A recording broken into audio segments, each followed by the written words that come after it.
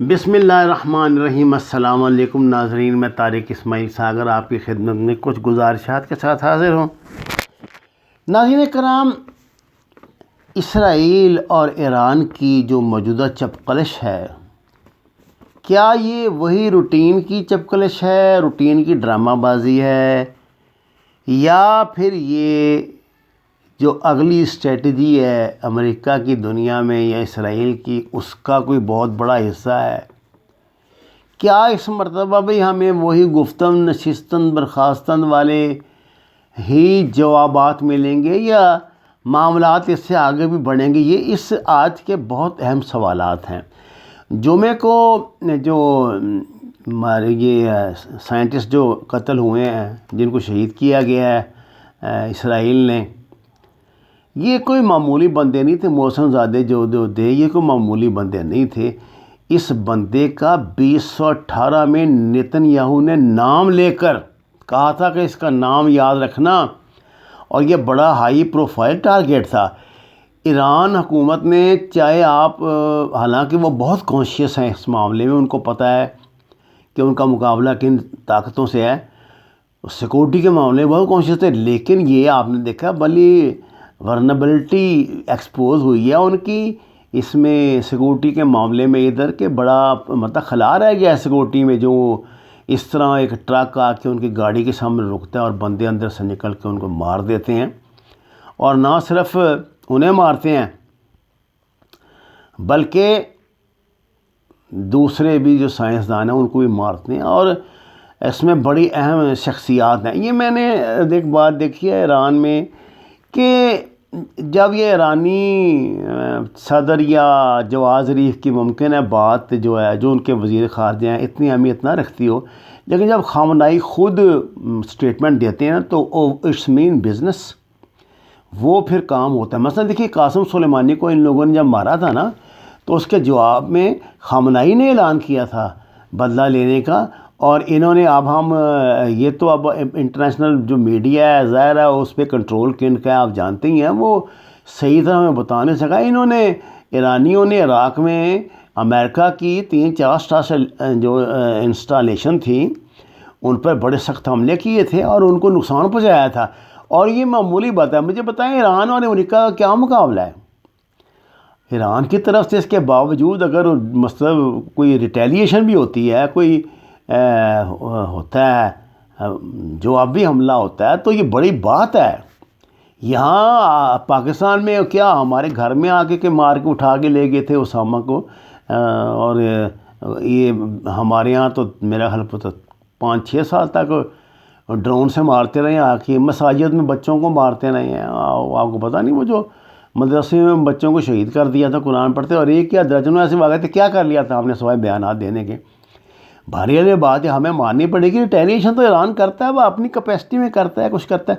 اچھا، وہ بات یہ ہے، اس میں 2 نقطہ نظر جو ہے سامنے، ایک تو یہ ہے کہ بڑے اہم، یہ میں آپ کو بات بتا رہا ہوں کہ یہ خبر آئی ہے سامنے ویسٹ سے کہ اس نے، ٹرمپ نے الیکشن ہارنے کے بعد یہ پروگرام بنایا تھا کہ کیا وہ ہم امریکہ براہ راست حملہ کرے ایران پہ، اسرائیل کو ریلیف دلائے۔ تو ان کے جو ایڈوائزر تھے انہوں نے اس کو روک دیا۔ انہوں نے کہا ایک تو بات یہ ہے کہ آپ جا رہے ہیں تو آئینی طور پہ بھی آپ کی وہ کیپیسٹی، پاور نہیں رہی جو ایک امریکن پریزیڈنٹ کی ہوتی ہے، اور اتنا بڑا فیصلہ جو ہے وہ آپ آنے والی حکومت پہ چھوڑیں، آپ یہ فیصلہ نہیں کر سکتے، یعنی ان کو روکا گیا۔ جس کے بعد ہی نا پھر یہ پراکسی تیز کی اس نے اسرائیل نے۔ اچھا، اب یہ ہے کہ یہ ٹریپ، یہ بھی ممکن ہے کہ ایران پہ ایک اسٹریٹجک ٹریپ جو ہے وہ لگایا گیا ہے کہ ایران یہ 20 جنوری کو ہے نا جی، اس کی اوتھ سیریمنی، تو اس سے پہلے جو ایران جو ہے وہ کچھ کرے، کوئی ہل جل کرے، کوئی حرکت کرے ایسی جو پھر بنیاد بن جائے آگے بڑی لڑائی کی، اور جواز نہ رہے جو بائیڈن کے پاس معاملات کو روکنے کا، معاملات اتنے آؤٹ آف کنٹرول ہو جائیں، تو جو کچھ دنیا کے ماہرین ہیں اسٹریٹجی کے، وہ ایران کو مشورہ دے رہے ہیں کہ آپ فی الوقت جو ہے نا وہ صبر کا مظاہرہ کریں، لیکن ایران ظاہر صبر کا مظاہرہ تو نہیں کرے گا۔ پر ایک بات طے تھی کہ ایران نے پہلے بھی کوئی اس طرح جنگ تھوڑا کرنی تھی ان کے کہ جس طرح حملہ کیا، تو اب وہ امریکن جو ایئر کرافٹ کریئر آ رہا ہے سمٹ اس کا نام ہے، کہ اس پہ ایران حملہ کر دے۔ نہ، ایران حملہ تو نہیں کرے گا، لیکن ایران پراکسی ضرور لگائے گا۔ اس بات کا سوال ہی پیدا نہیں ہوتا وہ پراکسی نہ لگائے۔ اور یہ بات میں نہیں کہہ رہا، یہ بات وہ بھی کہہ رہے ہیں، یہ جو ہیں اپنے اسرائیل کے بھی، اسرائیل بھی کہہ رہے ہیں، اسرائیل کا پریس کہہ رہا ہے۔ آپ کو میں اسرائیل کے حوالے سے دے رہا ہوں کہ اسرائیل میں فورسز کو ہائی الرٹ ہے اس وقت، اور وہ کہہ رہے ہیں کہ 10 جنوری تک جو صورتحال ہے وہ کچھ بھی جو ہے شکل اختیار کر سکتی ہے، اور ایسا بھی ممکن ہے کہ براہ راست ہماری جنگ ہو جائے اسرائیل سے۔ اس طرح ذہنی طور پہ انہوں نے خود کو تیار رکھا ہوا ہے۔ ایران کی پراکسی ڈیپینڈ کرتی ہے جی دو قوتوں پہ، ایک تو حزب اللہ ہے، اور دوسری جو ایرانی ملیشیا اس وقت شام میں بیٹھی ہے۔ اب ذرا شام کی بشار الاسد کی پوزیشن دیکھ لیں کہ 2018 سے اب تک میرا خیال یو اے ای کی طرف سے اس کو $3 بلین امداد مل چکی ہے۔ مصر فوج کی ٹریننگ کراتا ہے، عمان نے اب اپنا وہاں بنا لیا ہے سفارت خانہ بھی، اور عمان کے تعلقات بڑے اچھے ہو رہے ہیں۔ یعنی ان کی پوری کوشش یہ ہے کہ بشار الاسد کو وہ عرب بلاک میں رکھیں، اس کو ایرانی بلاک میں یعنی عجمی بلاک میں نہ جانے دیں۔ اب بشار الاسد کی کیا مجبوری ہے؟ دیکھیے بشار الاسد کے پاس اس وقت اتنی تباہی آ چکی ہے، وہ ڈیپینڈنٹ ہے ان پہ، اور اس کو اتنا انہوں نے پھنسا لیا، اب اس کو وہ عرب ورلڈ کا حصہ بنا رہے ہیں۔ بشار الاسد اپنی مرضی سے اب کوئی فیصلہ کرنا بھی چاہے تو نہیں کر سکتا اگر اس نے اپنی بادشاہ جاری رکھنی ہے۔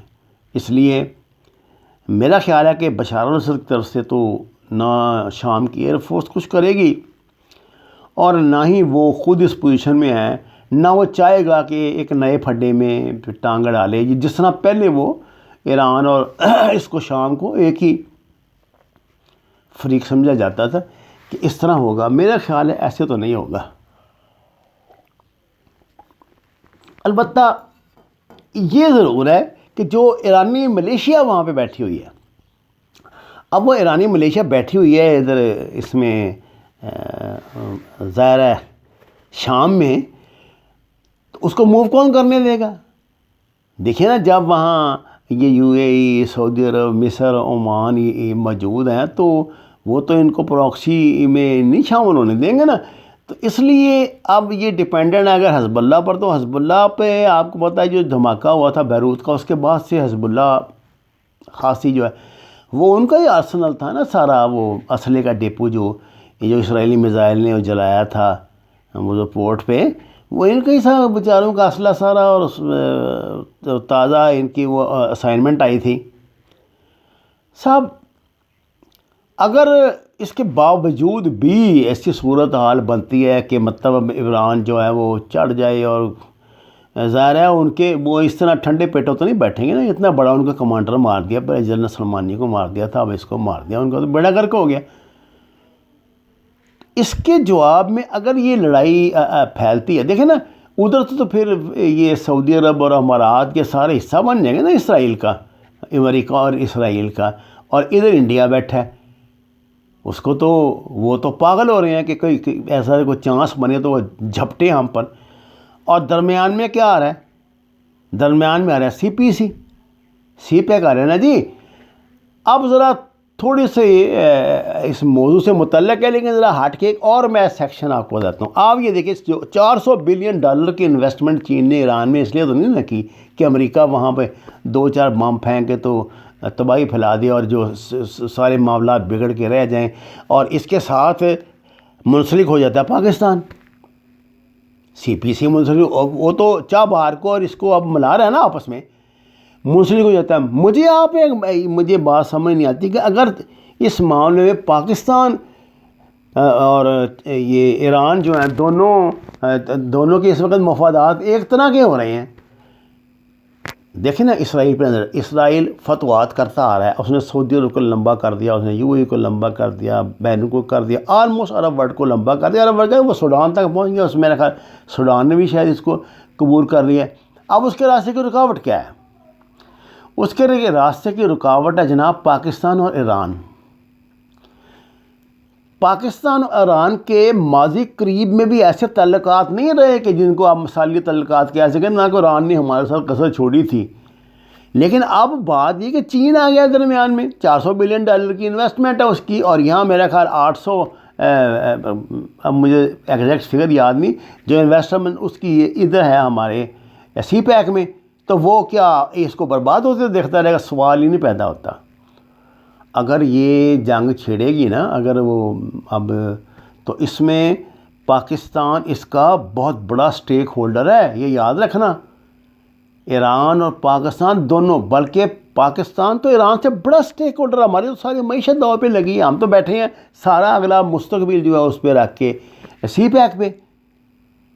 تو اس لیے جب یہ، اور جب چین آئے گا تو پھر روس آئے گا، اور روس کے جو بندہ پیوٹن بیٹھا ہے وہ بھی، جس طرح اردگان نے آج تک عثمانی خلافت کو نہ بلایا، پیوٹن نے بھی یہ افغانستان والا دکھ نہیں اپنا بلایا ہے جس میں CIA نے پاکستان کی مدد سے چڑھوایا تھا روس کو. وہ بھی یہ لے کے بیٹھا ہے کہ کوئی ایسا تاریخی، اور تاریخ موقع دیتی ہے قوموں کو. تو یہ اس طرح کی بڑی نا گنجلک صورت حال ہے. اس پر کوئی ایسا ایگزیکٹ تو ہم مطلب 2+2/4 کا تو کوئی ایسا کمنٹ نہیں کر سکتے، لیکن یہ ہے کہ اگر یہ جنگ چھیڑی تو یہ پھر کوئی محدود جنگ نہیں ہوگی، یہ تو پورے خطوں آگ لگا دے گی، اور یہ یقیناً دنیا کی تیسری عالم کی جنگ بن جائے گی. وما علینا الا البلاغ المبین. ناظرین کرام، آپ سے درخواست ہے قرآن اور نماز کو ترجمے کے ساتھ جانیے. ہمارے جو چینل ہے اس کو سبسکرائب کریں، لائکس دیں، اس کی تشہیر فرمائیں، اور سچ کے سفر میں ہمارے ساتھی بنیں. آپ کا بہت شکریہ.